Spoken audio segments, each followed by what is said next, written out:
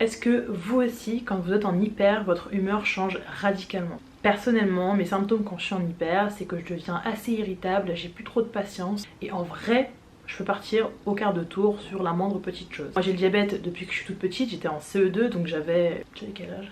8 ans? Je vais avoir 8 ans, quelque chose comme ça.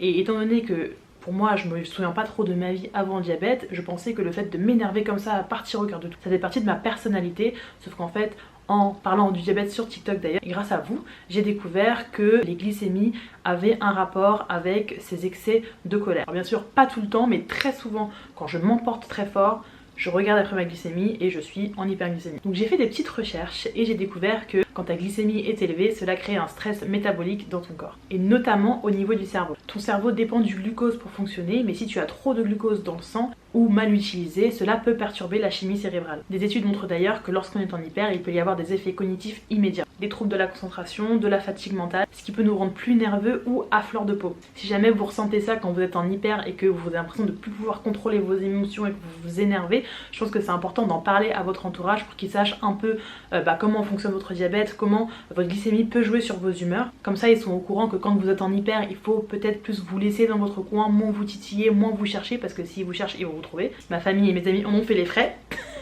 Désolée. Mais en tout cas ce qui est sûr c'est qu'il faut en parler. Donc partage cette vidéo à tes potes ou à ta famille pour qu'ils comprennent un peu mieux comment fonctionne ton diabète. Si vous voulez je peux aussi vous parler des symptômes quand on est en hypo, ou en tout cas mes symptômes quand je suis en hypo. Soyez indulgents avec vous-même, apprenez à comprendre les symptômes, votre corps, comment fonctionne le diabète en fonction de vous et de vos émotions. Comme ça vous comprendrez un peu mieux les choses. Et puis voilà quoi, je vous fais des bisous. Ciao.